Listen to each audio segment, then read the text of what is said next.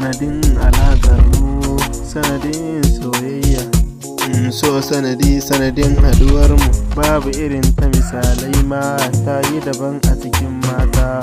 Wata yarinya na gano tana da kyau tamkar madara, ko da na ganta na ce na zo Allah sa na yo sa'a, in yo sa'ar samunta, wannan shine fata na. So sanadin haduwa, so sanadin ƙauna, nai sa'a ni ma samunta a gurina. Faratastas kyakkyawa mai kyan sura, kina da kyan sura ba zolaya a zance na. Gaske ne kalamai na, kin yi daban a cikin mata, kin yi daban a cikin mata.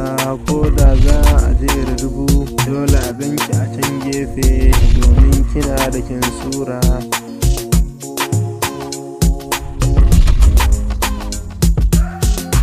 Aure nai niyya tunda na ganki ta yar baba, a ranar na je ni na girma, na isa auren soyayya.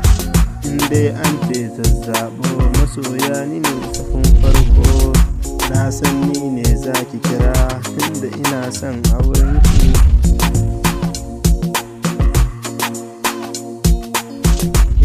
Na shirya zan je yaƙi, kan san ki babu tun wasa.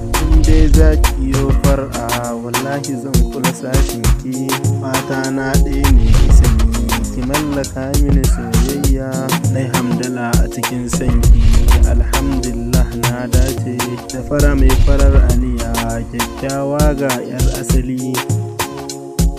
Idanunta sai ka ce madara, fuskar ta har da dumfulma. Kai wannan ya kin yi fice a cikin mata, kin ci gare ke 'yar mama, kin haɗu fannin soyayya. Yanzu ki zo mu tafi, mu je mu a kogin soyayya, mu ɗebo kofin soyayya, da ni da ke ya